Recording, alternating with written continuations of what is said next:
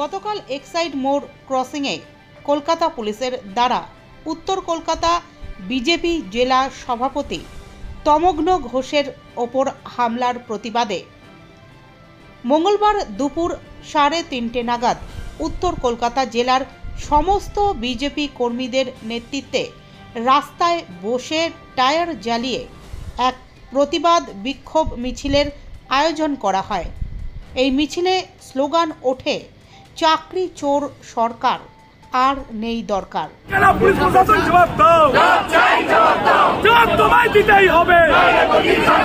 চাকরি চোর সরকার, চাকরি চোর সরকার, চাকরি চোর সরকার, চাকরি চোর মুখ্যমন্ত্রী বাংলা থেকে দূর হটো,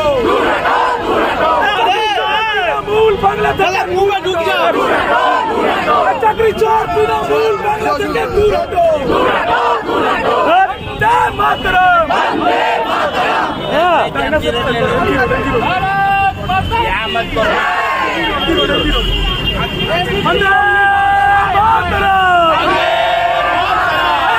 अभिषेक समाचार हाय हाय पुलिस तुम्हें पुलिस तुम्हें हाय हाय हाय हाय हाय पुलिस तुम्हें हाय हाय हाय हाय हाय पुलिस से दलाली अच्छी पुलिस से पुलिस